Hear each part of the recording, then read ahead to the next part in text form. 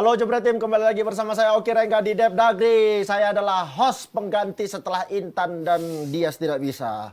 Ini saya kembali siaran setelah sekitar kurang lebih 1 bulan. Sini saya langsung mau nanya sama CEO-nya. Apa sih alasan saya tidak diajak siaran lagi? Jadi saya juga sebagai pundit di sini menggantikan Yusuf Kurniawan. Jadi memang sebenarnya yang bertugas hari ini sebenarnya cuma Hanif, Ki. Saya juga sebenarnya mau nanya kenapa saya tidak dijadwalkan. Pak CEO habis makan nih kayaknya, masih ada sisa cabai tuh. Oh, ya nggak apa-apa lah, Pak. Manusiawi lah. Iya, manusiawi. Masakan Manado. Tadi ini aku tidak sendiri, aku ditemani sama Om Hanif dan ada Pak CEO kita, ada Bang Valen yang bakal ngobrolin harga tiket yang semakin panas nih sudah dikeluarkan. Ini ternyata temanya. Iya. Oh, berarti emang bukan UK nih. Kenapa? Emang udah disetting gua ini sih. Kan Abang memang kemarin sempat janji mau ngomongin ini Ya. di Jebret Media. Abang kan kemarin cuma ngomong di Instagram Ya, aja. betul. Kalau melihat dari harga tiket yang sudah beredar, sebenarnya secara kesiapan pecinta sepak bola Indonesia siap nggak dengan harga tiket segini? Siapa dulu nih? Om Hanif dulu nih. Hanif lah Yang nggak paling pernah- dekat nih dengan yang Liga nggak pernah Indonesia. bayar tiket. Kan dia selalu pakai ID. Iya bener lagi. Udah nggak bayar tiket, dekat lapangan lagi ya, dekat pemain. Ya. Nah ini untuk pertandingan ini nanti gimana? Om Hanif? Sulit. Belum tahu juga. Oh belum tahu, belum ditentukan panitianya siapa ya? Panitia sudah. Cuma maksudnya kalau kita harus dekat atau enggak, nah itu masih pertanyaan. Oke, gitu. tapi dengan harga tiket yang sudah dikeluarkan, Om Hanif sendiri yang selama ini kalau ada pertandingan pakai bet segala macam, harga segini cocok nggak untuk pecinta sepak bola Indonesia? Kalau melihat yang diundang dari Argentina, gua ngelihatnya ini nggak mahal amat lah, wajar lah. Ya, wajar. dengan harga segitu, gua ngelihatnya pasti banyak yang mampu dan sampai saat ini pun sudah banyak banget peminat bro. Bahkan teman-teman gua pada nanya nih, bisa nggak request lewat lu? Padahal kita kan bukan panitia kan, Iya, tapi iya, itu gambaran awal. Jadi Iya. luar biasa. Bahkan tadi aja ada 4 atau 5 nama yang udah pesen gimana caranya dapat tiket di VIP Barat atau Timur. Harga segitu. Karena ini untuk pertama kalinya juga harga VIP Timur dan VIP Barat sama ya. Ya. Padahal selama ini kan ada perbedaan harga VIP Barat sama VIP Ya Timur. untung yang di barat. Iya Karena benar. di GBK pun kursinya lebih enak yang di barat. Ya. Di barat itu kan memang dekat Langsung. sama VVIP itu. Iya, iya. Dekat dengan Dan bench kalau pemain pernah juga kan. main fun football di GBK, VIP barat itu kursinya juga lebih oke. Lebih oke. Lalu juga ngelihat pemain keluar. Lebih dari dekat kan lorong, dengan pemain, lebih dekat dengan bench pemain juga. Ya, foto sama pejabat-pejabat ada di atas kepala. Heeh. Walaupun Tapi sebenarnya di ngapain? persoalannya di row yang kedua itu posisinya lurus loh, kadang ketutup sama bench pemain. Di Suruh lihatnya. di VIP barat. Ya. Ya jangan dijual dong. Kalau udah tapi, tahu menghalangi begitu. tapi pasti bakal tetap dijual dan pasti bakal banyak peminatnya. Abang sendiri ngelihat harga tiket bang, kemurahan atau sudah pas harga tiketnya? Kalau kita lihat dari kebiasaan, ini Jauh kan dong. jelas Komparasinya tidak bukan sesuai kebiasaan dengan. Saya belum selesai bicara. Oke. Oke. Ya Anda kan sekarang akan membela Erick Thohir. Ya kan? Nah, kalau saya, Gue udah tahu nih, maju dikit langsung. Loh, Pak, kalau saya kan objektif. Iya, Dan iya. saya pertama-tama mengucapkan itu selamat ulang tahun untuk Pak Erick Thohir, Selamat ulang tahun, Ketum Pak Erick. PSSI, dan ini banyak surprise dari beliau ya dengan apa yang sudah dilakukan di beberapa bulan menjabat sebagai Ketum PSSI. Dan kalau ditanya mengenai mahal atau tidak mahal, kenapa gue bilang kebiasaan? Karena kalau kita bicara 60.000 tiket yang dilepas, Ya. katakanlah pencinta bola 6 juta. Ya. Dan kita tahu lebih dari 6 juta. Benar. 6 juta orang katakanlah pencinta bola, 10%-nya aja udah penuh. Udah penuh. GBK. Iya. Mencari 60.000 orang dari 6 juta yang mampu untuk membeli 600.000 sampai 4,5 juta, itu terlalu sedikit, Terlalu 60.000. sedikit. Tapi kenapa gue bilang kebiasaan? Karena apakah orang yang mampu ini mau nggak Mengeluarkan mengeluarkan uang. segitu untuk nonton bola? Ya. Dibandingkan dia mengeluarkan segitu untuk nonton band kesayangannya, Ya, ya, misalnya, ya, ya, ya. atau dia mengeluarkan uang segitu untuk hobinya yang lain. Ya. Ya. Jadi kalau ditanya kemahalan atau tidak kemahalan untuk timnas dan Argentina yang kita udah lihat line up-nya, ditanya ke gua dengan sering nonton ke luar negeri, Ya. gue bisa bilang tidak kemahalan. Tetapi yang menjadi concern gua dan gua udah buat tinggal di-upload juga adalah kita mau nggak Mengeluarkan uang. mengeluarkan uang segitu untuk nonton ini. Jadi kenapa gue bilang ke dalam kebiasaan? Karena jadi ini masalahnya bukan lagi mau mampu atau tidak mampu, Mau atau enggak, tapi ya. mau atau enggak. Karena uangnya menurut gue cari 60.000 orang yang bisa beli segitu banyak. Apalagi Oki dan juga Hanif ditayangkan di TV. Iya. Jadi artinya memang nggak usah dipaksakan yang memang tidak oke keadaan keuangannya untuk nonton ini, jangan dipaksakan juga. Toh ditayangkan di Ditayangkan TV. di TV. Coldplay itu kan tidak ditayangkan di mana-mana. Iya. Gitu. Tapi mau nggak? Nah, ketika memang sekarang responnya dari teman-temannya Hanif misalnya udah banyak yang nanya, termasuk gua. Kalau di data mungkin ada 200-an orang yang nanya tiket sama gua. Gitu loh. Artinya gue bilang ya, itu kan war juga. Kita kan nggak bisa main ambil kita kasih. War juga satu KTP 2 gitu. Tapi untuk teman-teman grassroots ya yang memang dia kurang ya. apa ya?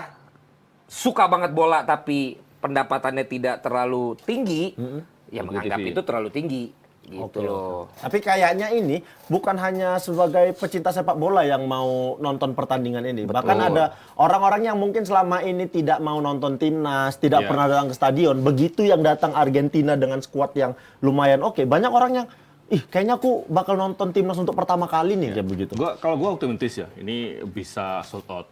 Pertama, ini Argentina. Belum tentu 20-30 tahun lagi datang lagi kan. Dua itu, pertama itu. Kedua, kalau kita melihat Ini bahasanya sama banget sama Pak Erick Thohir nih.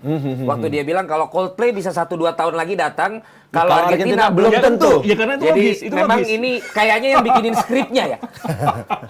lu jangan ada kesukaan gila. Kok sama ya? Sama ya. Pertama itu. Seragam ya. Seragam ya. Kedua, pemuja timnas Argentina itu punya segmentasi tersendiri loh. Bisa jadi orang-orang berduit itu mampu ke sana. Pertama itu. Terus yang ketiga lagi, yang faktor berikutnya, kalau kita melihat fakta di lapangan selama ini, Ya. tim-tim Liga 1 ya, terutama di tiket VIP dan VVIP, katakanlah PSM kemarin, harga 500-600 sold out kok. Iya. Itu yang notabene mereka sudah niat loh. Bisa jadi ini adalah Argentina lawan timnas pula, lawan pemain yang mereka puja pula. Nah, Kalau gua bicara tadi kok seragam ngomongnya ya, gitu loh. Ini juga Ulangi lagi yang pertama ya. jangan sampai dipotong omongan gue di Depdagri ini tentang yang pertama tadi. Wah, ini kan memang membela Pak Erick Thohir, bukan. Dari sisi preskon kemarin ada yang gue setuju tentang yang disampaikan Pak Erick Thohir. Bahwa satu, ketika ditanya ini sebenarnya proyek rugi apa enggak? Pak Erick Thohir mengatakan, kita di PSSI pengen mulai membiasakan setiap membuat proyek bukan hanya memberikan kepercayaan pada tim besar untuk main di sini sehingga tahun depan bisa main lagi, tapi juga menjadi kan PSSI profesional dan setiap membuat event harus untung. Harus untung. Ya. Berarti kan ini harus ada profitnya.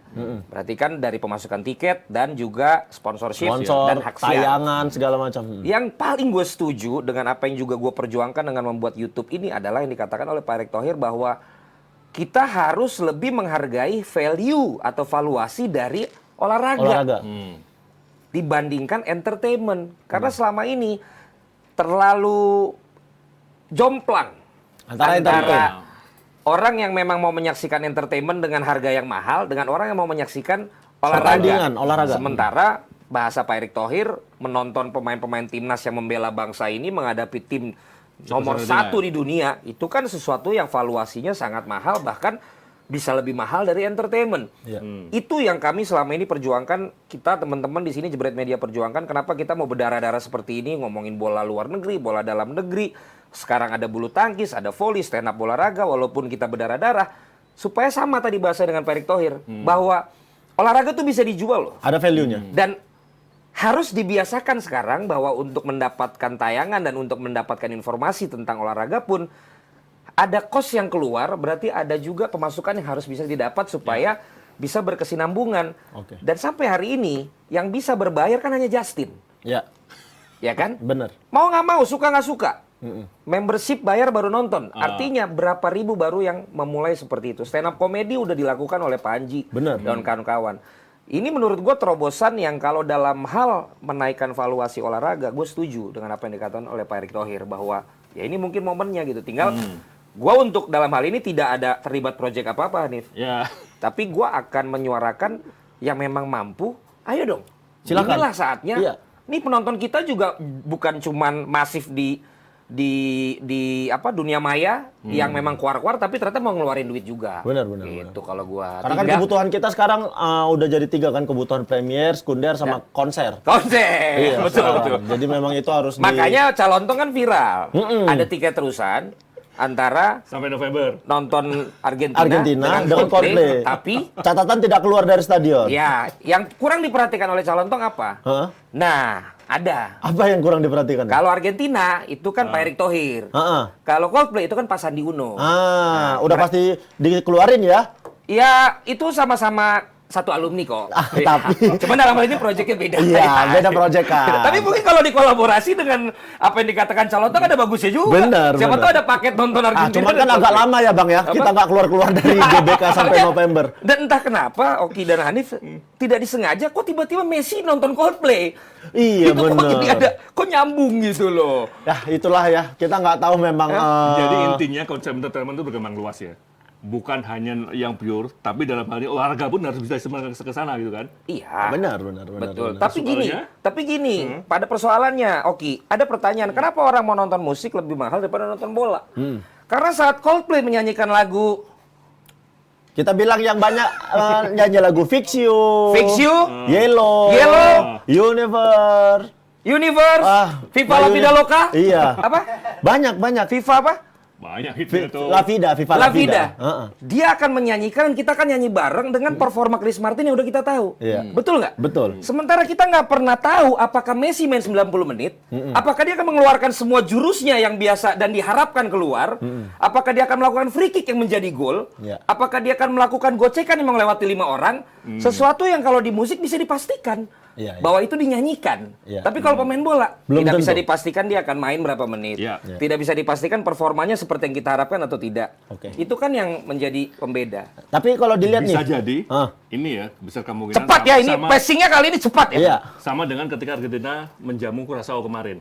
Itu kan sebelumnya Curaçao juga lawan Indonesia kan? Gini deh nih, lu udah pernah nonton Argentina nggak?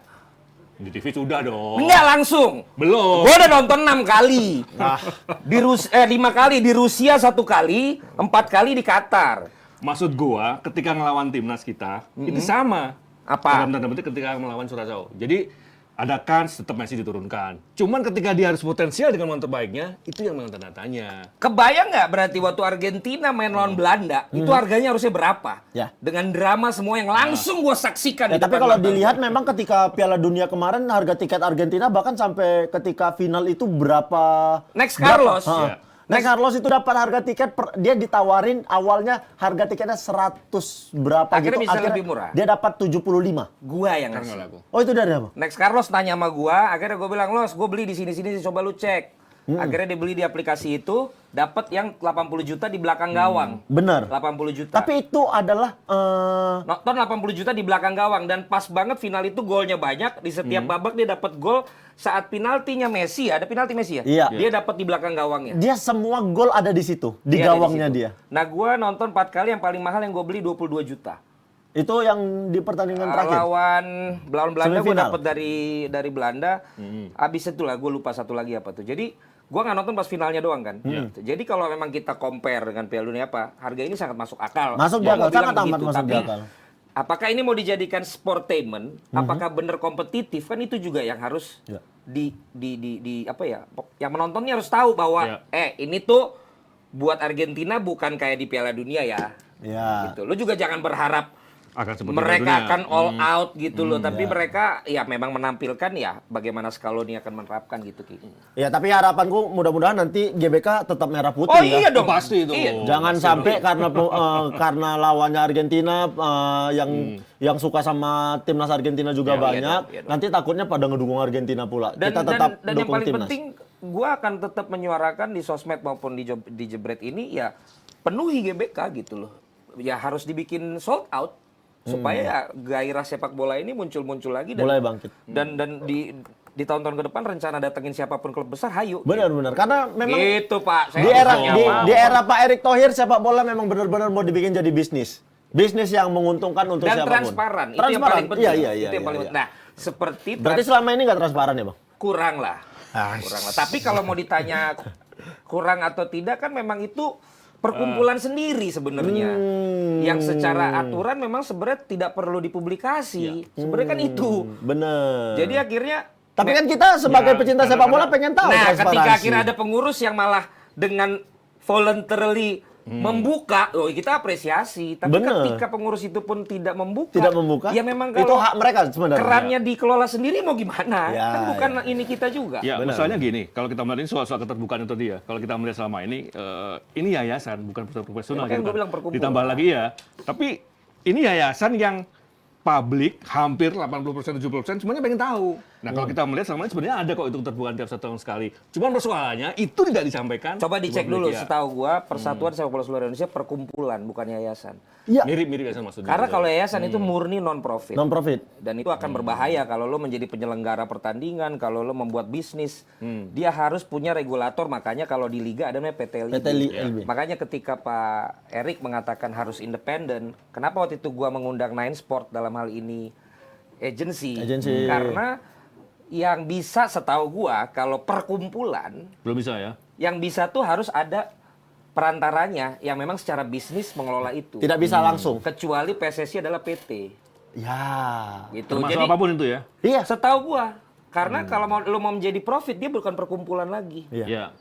Di profit itu adalah CV, kemudian misalnya PT. Itu. Jadi artinya lewat PT LIB misalnya.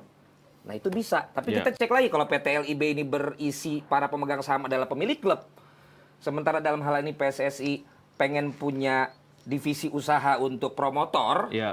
ya tentu harus bikin PT lagi kalau menurut gua, Ki. Oke. Correct me if I'm wrong, Ya. tapi kalau atas nama PSSI itu soalnya bentuknya perkumpulan. Tidak bisa. Gitu. Itu terjadi dengan Stand Up Indo juga. Ya Stand Up kan? Indo tidak bisa jadi Tapi PT. ini gue nggak mau menghilangkan euforia ya, Iya, bahwa karena- gue sangat mendukung ini. Nggak ada loh. masalah Ini sebenarnya. Don't get me wrong. Ya, ini kita Cuma bicara karena bisnisnya. karena gue juga ada tahu sedikit tentang itulah. Jadi mungkin harus ada juga bentuk PT-nya untuk jadi promotor. Ini ada cuplikan wawancara dengan Ketua Umum PSSI Pak Erick Thohir. Kita kasih dulu cuplikan wawancaranya. Dan tadi yang disampaikan Cak Lontong, kita ada keseriusan menambah poin. Ya, kita tidak mau terkalahkan dengan Piala Dunia tadi. Dan ini hitung-hitungan poinnya luar biasa loh. Kalau kita seri itu dapat poin 4,55. Kalau menang 9,55. Ya, jadi kalau saya kembali, kenapa tanggal 5 Juni saya akan bertemu para pemain untuk meyakinkan dari semakin impossible. Ya, semua di dalam bola itu harus bisa. Kemarin di U20 ada pertandingan beberapa di atas kertas bisa menang, terbukti ada juga kalah. Brazil kemarin sempat kalah 3-0 dari Italia, akhirnya 3-2, akhirnya Brazil lolos. Tim Jepang yang tadinya di pertandingan pertama lawan Senegal menang 1-0, di 2 pertandingan berikutnya kalah, akhirnya tidak lolos. Dan terus terang Jepang kecewa berat. Jadi hal-hal ini harus kita biasakan, jangan sampai kita membawa tim besar itu langsung seakan-akan kita ngeliat tembok gitu. Ya justru ini kesempatan kita tadi, kalau memang bisa bermain baik, ya bisa menyajikan yang baik dengan tentu tim yang terbaik di dunia, kenapa tidak? Nah, kalau ngelihat ini sebenarnya penting juga. Ya. Kita jangan mengundang tim-tim besar. Kita kan secara peringkat kita sebenarnya belum bagus sekali. Kalau kita melakukan FIFA Matchday dengan lawan Argentina, peluang kita menang sebenarnya ada. Tapi kan untuk meraih poin jauh lebih susah ketimbang kita mengundang tim-tim yang lebih dekat secara ranking. Ya, Ini ya. menguntungkan nggak dari segi meningkatkan peringkat di FIFA sendiri? Gue lebih senang untuk membahas ini menaikkan peringkat daripada untuk transfer of knowledge sepak Ya. bola. Selama ini kan selalu Setelah itu membangun bahasa untuk mengundang tim luar kan dapat memberikan Ya. transfer knowledge. Bagi gue transfer knowledge itu minimal 3 tahun sampai 5 tahun. Misalnya lu kerjasama dengan asosiasi negara tersebut untuk membuat program. Tapi bahasa yang disampaikan Pak Erick Thohir mengatakan bahwa ini kalau kita main bagus seri dapat angka segini, kalau menang dapat angka segini secara perolahan nilai FIFA, bagi gue lebih make sense untuk dijadikan motivasi bagi para pemain bahwa kalaupun Argentinanya tidak bermain all out karena ini bagian dari FIFA Matchday Tour Asia dia, ya justru itu kesempatan kita untuk bisa mencolong poin melalui seri ataupun juga melalui kemenangan. Supaya kita juga mempertahankan beatnya Calontong kan, Ya. yang mengatakan bahwa belum ada juara dunia yang akhirnya mengalahkan Indonesia. Ya, Makanya itu. Dia terancam kehilangan beat kan Dia maksudnya. terancam kehilangan Nah, kalau beat. Om Hanif sendiri ngelihat ini sebenarnya baik nggak sih untuk timnas Indonesia sendiri secara peringkat ya? Ya, lebih masuk akal lagi ketika nanti melawan Palestina ya. Itu menurut gua memang paling logis ketika itu tujuannya lebih menaikkan peringkat. Memang benar bahwa ketika melawan Argentina poinnya sangat berbeda dengan Palestina. Tapi kalau melihat apa yang terjadi dan apa yang diraih Argentina ini memang agak sulit ya. Iya. Tapi minimal itu menjadi salah satu pengalaman yang berharga buat para pemain. Bagaimanapun salah satu kendala kita, benar kalau kita melihat beberapa tahun yang lalu, bahkan sampai tahun kemarin masih terjadi ya. Kita tuh sering silau dengan nama-nama besar. Contoh paling konkret, dulu waktu timnas U23 ya, yang kita bahas minggu lalu kan, waktu ke Italia uji coba, ketemu dengan AS Roma, begitu pemain masuk, yang terjadi pemain kita semuanya berdiri melihat, terpukau dengan sosok Totti waktu itu. Iya. Dan akhirnya yang terjadi, ketika dalam pertandingan tidak maksimal. Tapi pelan-pelan ketika step by step ada pertandingan uji coba internasional yang secara kualitas di atas kita, bertahap itu bisa diperbaiki. Sekalipun itu berat dan butuh waktu. Nah, tapi kalau ngelihat skuad yang dibawa dan sudah diumumkan, peluang kita untuk dapat poin kira-kira berapa persen, Bang? Ya kalau lihat Arab Saudi di Piala Dunia malah bisa menang, ya malah habis itu yang bisa ngalahin Argentina kan cuma Arab Saudi. Arab Saudi bener. Ya patokannya Lawan kalau pertama, ya. yang bisa kita lakukan kan sekarang mencari cocok logi aja dulu. Nah itu kan tim Asia, ya kan ternyata tim Asia bisa. Bisa. Terus kemudian Argentina kan ini bagian dari tur Asia, jadi mungkin tidak akan all out, apalagi mereka baru selesai musim dan lain sebagainya, menghindari cedera dan lain-lain. Hasil imbang bisa dikatakan tidak mungkin kan gitu. Sebenarnya secara matematis. Logika. Tapi kalau memang kita nggak tahu mereka sampainya kapan, Ki. Ya. Karena dirahasiakan. Penerbangan dari Argentina itu jauh loh ke sini. 30 jaman something lah. Terus dari negara-negara kumpul segala macam. Siapa tahu lah dengan udara kita yang berbeda, ya, dukungan penonton. Walaupun tidak mungkin, Pak Erik tadi bilang, inilah saatnya bikin yang tidak mungkin jadi mungkin gitu. Ya, tapi loh. kalau dilihat dari skuad yang dibawa, Kalau melihat apa yang ditampilkan oleh timnas dulu lah. Tadi skuad timnas yang dibawa. Kita lihat ada kiper, ada ini bahkan kan- seorang Nadio tidak dipanggil untuk saat ini. Ini untuk pertama kalinya Sintayong memanggil pemain-pemain yang dalam arti lengkap ya. Artinya lengkap itu bukan hanya yang di dalam negeri, tapi yang bermain Tapi dalam yang negeri. naturalisasi. Ya, semuanya dipanggil. Meskipun belum pernah Main bareng. diturunkan secara resmi. Memang ini spekulasi. Tapi menurut gua ini kesempatan yang berharga ketika Sintayong bisa menemukan kelajuan terbaik dan harus menghadapi tim sekelas Argentina. ya melihat dari nama-nama ini kan kita udah bisa tahu ya. Kalau biasa di Liga 1 ini nama-nama yang memang Starter ya. terbaik lah. Benar, gitu benar. loh. Kemudian nama-nama pemain yang baru ini kita juga menantikan di pertandingan ini kan. Jadi ini nama-nama yang terbaik di Indonesia. Kita beralih ke slide berikutnya. Nama-nama tunggu, berarti Ramadan Sananta kalah bersaing dong? Sorry, balik lagi. Kita lihat, Sananta tidak dibawa untuk kali ini. Dia adalah salah satu striker muda dengan Potensial. penampilan baik juga di Liga Ya. 1 kemarin. Tapi dia kalah bersaing dengan striker, ada 2 striker lokal lain, ada Dimas Derajat dan Dendi Sulistiawan. Secara permainan, sebenarnya Ramadan Sananta bisa bersaing dengan mereka. Kenapa dia tidak dipanggil?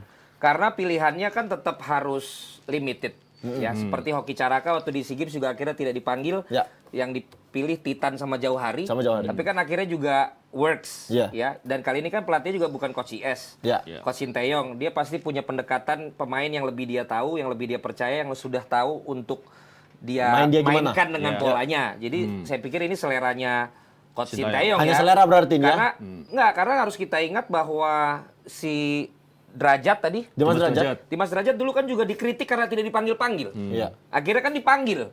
Ya kan? Nah, ketika udah dipanggil ya Coach Sinteyong mungkin akhirnya mulai cocok sama dia. Kemudian yang kedua siapa? Dendi. Dendi akhir-akhir ini juga memang sering dipanggil sama dia, sering cetak gol di Bayangkara juga oke. Ya paling yang terakhir tuh gua nggak tahu.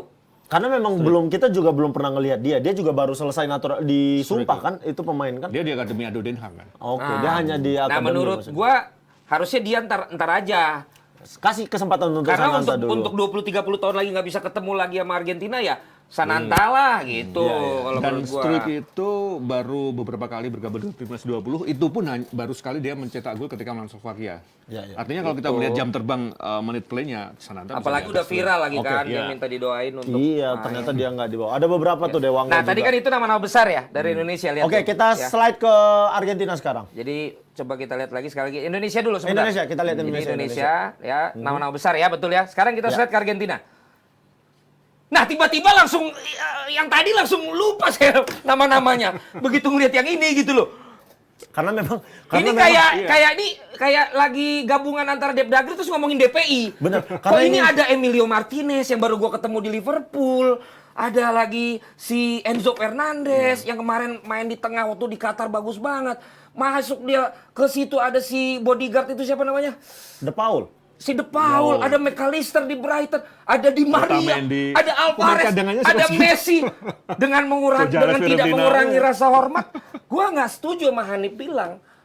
Gak setuju apa nih? Lu harus gini, ya lu pasti starstruck lah. Ini yang lu hadapi bukan legend Argentina. Tapi Bang, ini kalau- tim juara dunia Argentina. Tapi kan lawannya tim itu juara fakta SEA yang Games. terjadi loh. Itu fakta yang terjadi juara yang SEA harus Games diobati. itu U23 loh. Ini senior. Tapi kan pemainnya ada beberapa. Bro, tapi itu fakta yang terjadi Ini dan SEA harus Games diobati. nih. Ini SEA Games. Ini Piala Dunia nih. Agak lewat emang, agak lewat kamu. Jadi menurut agak lewat gua, dia. starstruck tuh boleh. Boleh. Iya kan, sebelum match. Ya, salim nggak usah lah. Nggak, Ya kan? ngapain. Yang penting salaman aja. Ya kan? Tuker kaos boleh ya? Ntar dulu, kalau itu ntar kita bikin challenge siapa pemain yang paling berambisi dapat Messi. Iya. Nah, tapi begitu main, ya udah, lu lupakan dulu mereka, gitu. Setelah main, ya Ronaldinho aja semua foto-foto, ya apalagi kalau ini kan. Ya, Itu ya. aja patokannya, nggak usah kita ngomong dulu Roma segala macem lah. Ronaldinho lah, semua pemain foto di kursi baso kok. Iya. Iya, betul. Betul nggak? Nah ini kan pasti Oki dan Hanif pengamanan kan yang pasti paling penting berarti. Nah pengamanan, please jangan pernah lupakan tragedi yang pernah mengalami terjadi. di negara kita yang membuat saya masih hati saya ketika banyak ditanya lu kapan jadi komentator lagi. Gue belum bisa selain memang belum dipanggil lagi sama TV-nya. Yang kedua, gue belum melihat ada sosialisasi apapun. Tentang keamanannya. Makanya kemarin gue bilang gue bukan mau menghilangkan euforia ini, tapi jangan hanya sosialisasi tiket. Ya. Sosialisasi apa yang akan dilakukan secara pelatihan steward, secara keamanan gabungan antara TNI dan polisi, secara pengamanan untuk pintu darurat. Bagaimana kalau ada dalam keadaan kahar, bagaimana kalau ada pitch invasion, bagaimana nanti di hotel.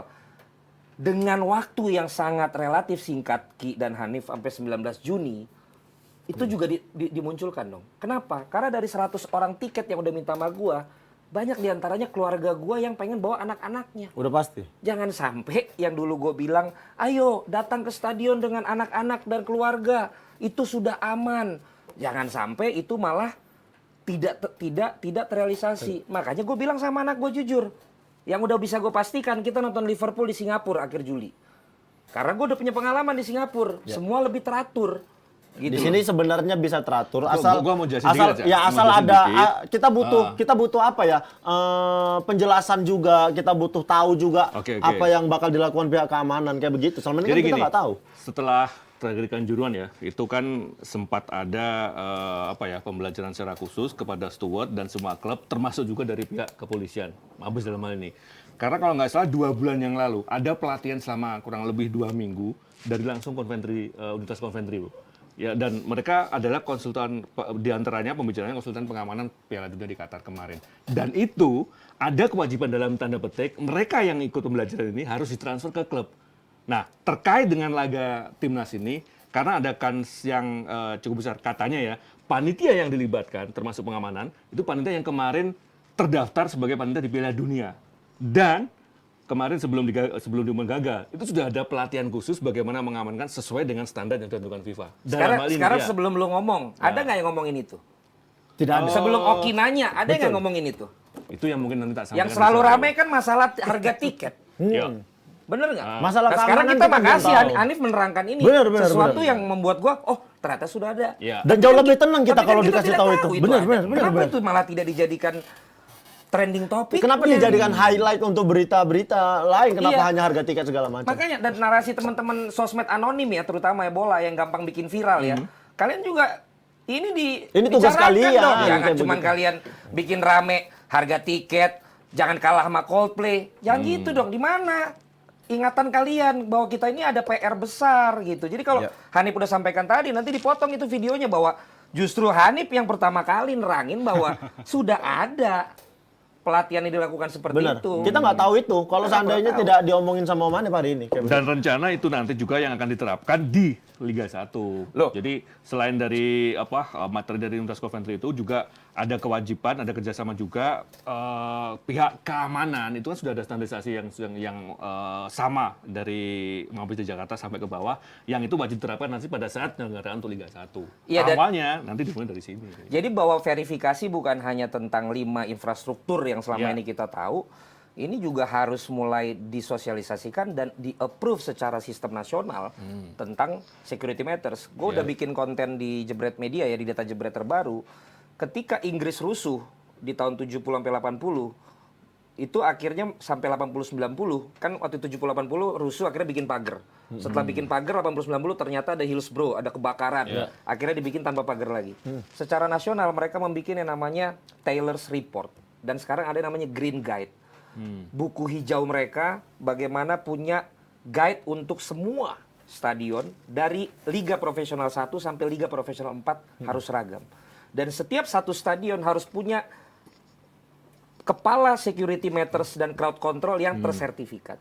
Sertifikatnya minimal sertifikat nasional yang dicap oleh pemerintah negara tersebut. Kapan itu kita juga punya? Gitu. Betul. Ya. Oke, udah bagus kita datangin Coventry University dan lain-lain. Tapi kita pun harus bersinergi dengan pemerintah dan juga dengan aparat, kemudian dengan steward.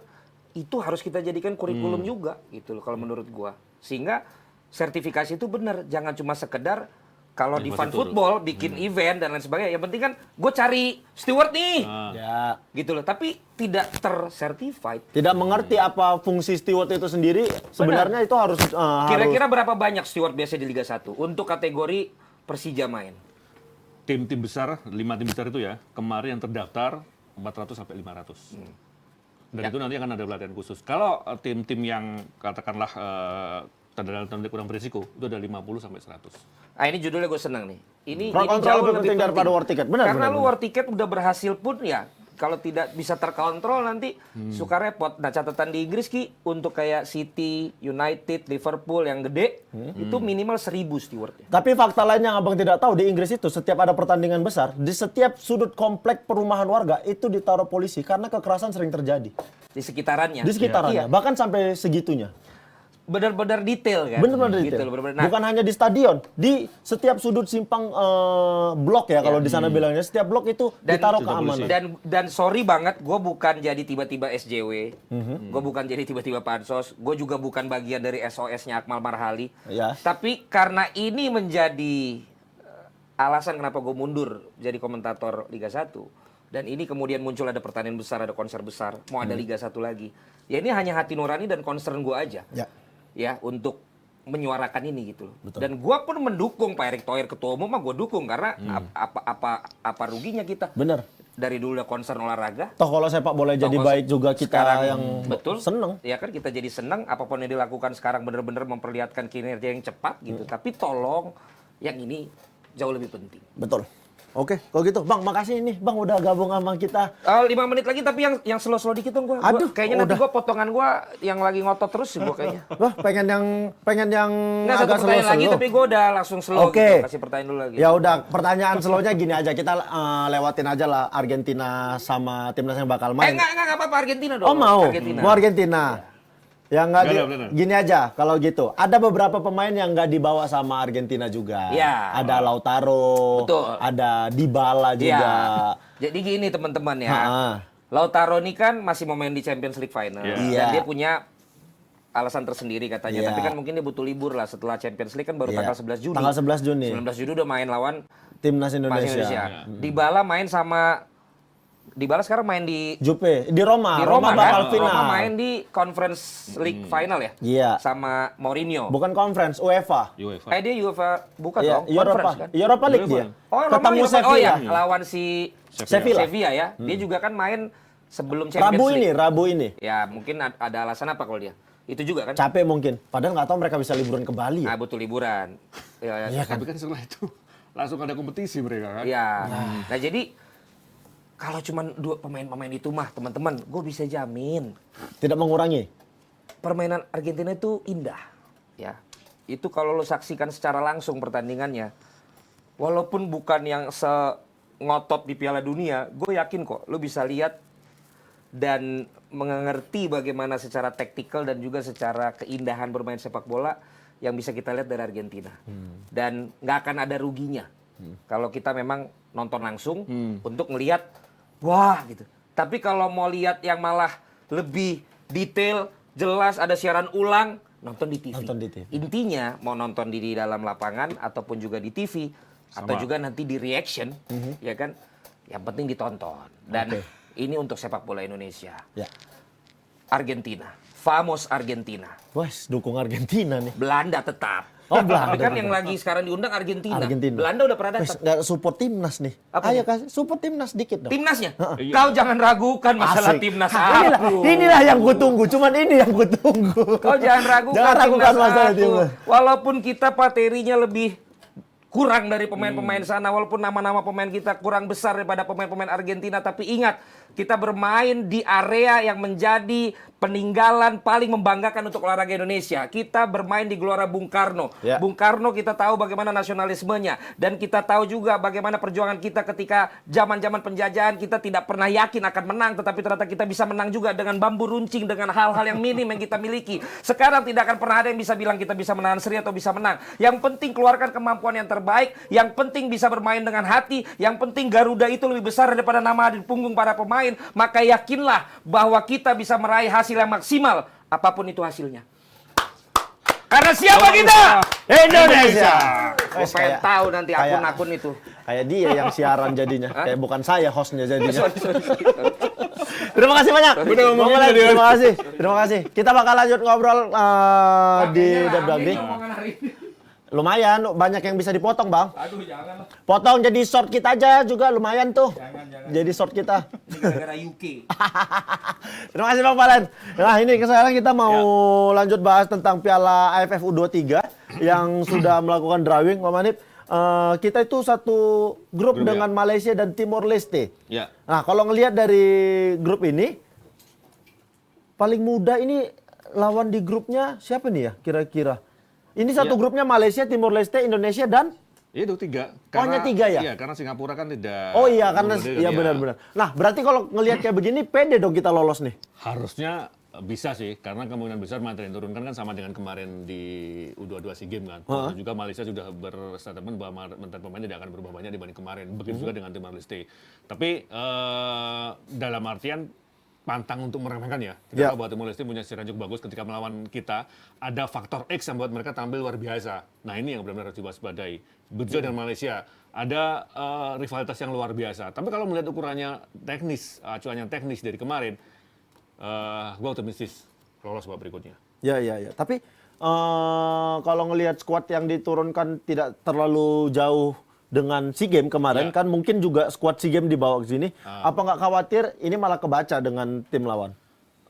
Secara permainan. Pasti ada 1-2 penambahan pemain ya, karena ini U23 dan kita tahu bahwa kemarin di SEA Games pun sebenarnya kalau kita bicara soal persiapan yang ideal, kurang ideal dibandingkan dengan tim-tim lain loh. Kita hanya kurang lebih 1 bulan, tapi hasilnya bisa maksimal. Kebayang nggak kalau misalkan sekarang ini statusnya kan Coach Indra Safri udah memiliki kerangkanya ya.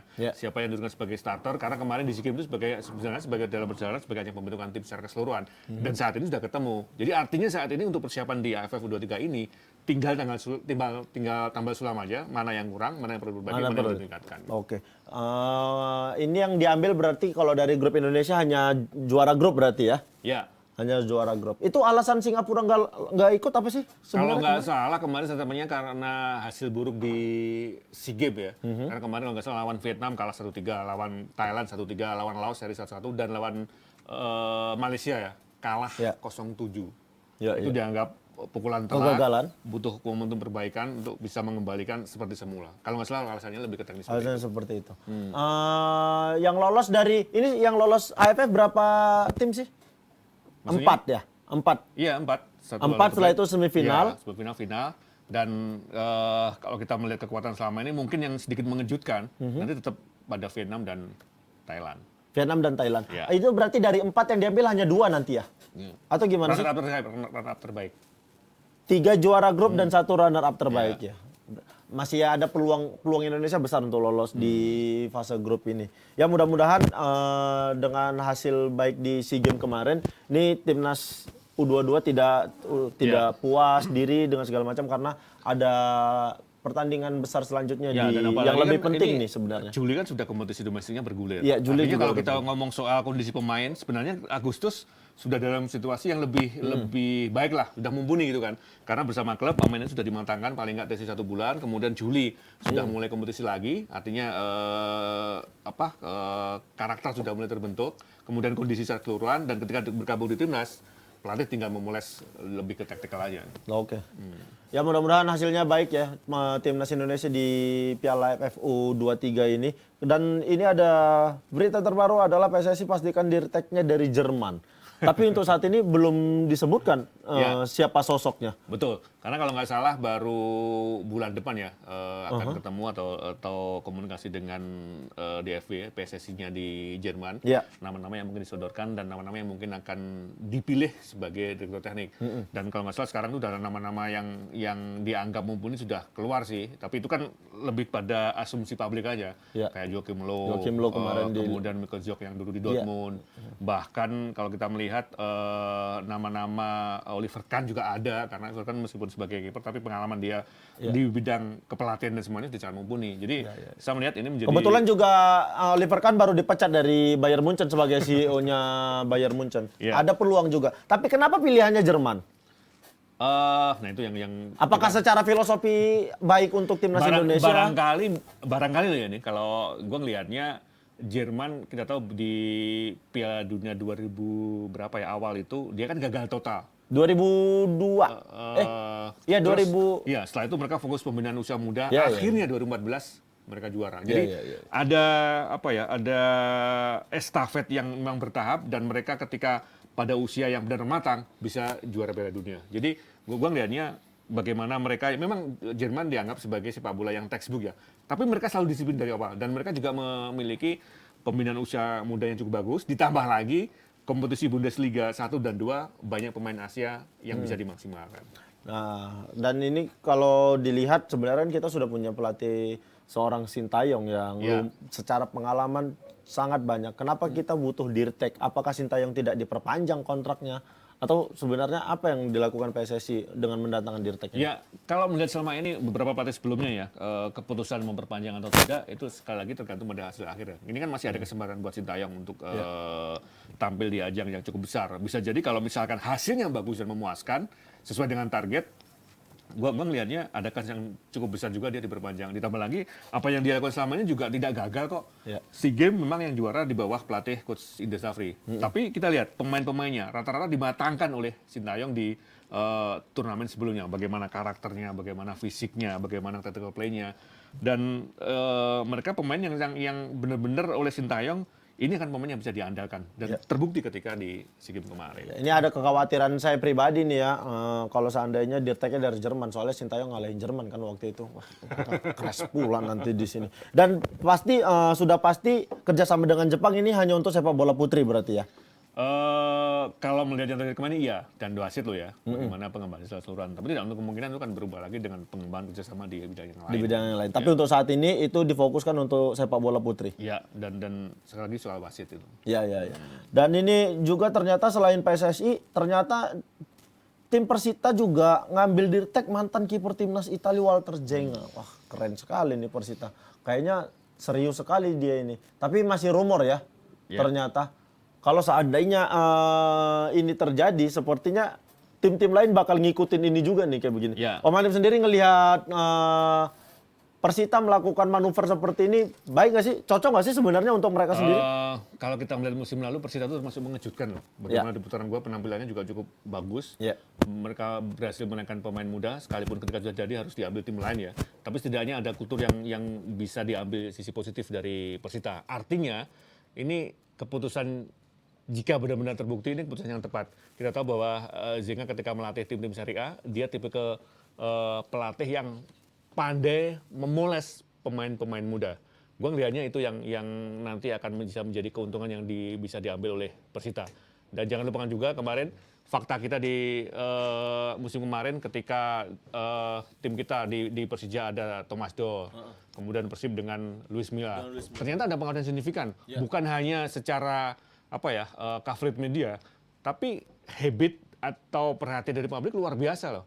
Nah, tidak untuk kemungkinan ketika ini ada Walter Zinga nantinya di Persita, hal yang sama juga akan terjadi lagi. Akan terjadi ya. Ya. Ya mudah-mudahan ini bisa jadi maksudnya perubahan di Liga Indonesia, Indonesia nanti jauh lebih menarik, lebih ditunggu oleh pecinta sepak bola Indonesia. Mudah-mudahan apa yang dilakukan sama Ketua Umum PSSI saat ini, tim-tim yang lagi bersiap untuk Liga 1 ini berbuah hasil yang baik untuk sepak bola Indonesia. Harapanku itu aja. Cuman sama benar tadi kalau bisa keamanan untuk kompetisi di musim berikutnya ini jauh lebih baik lagi ketimbang musim-musim sebelumnya. Mudah-mudahan Pak Erik dengan pengalamannya memegang tim-tim dari bahkan sekelas Inter Milan dia pernah punya kayak begitu. Mudah-mudahan pengalaman dia itu bisa membuat sepak bola kita jauh lebih baik lagi. Terlepas dari apapun omongan orang segala macam, aku nggak peduli. Yang penting Pak Erik niatnya baik untuk sepak bola Indonesia. Sepak bola jalan lebih bagus ya.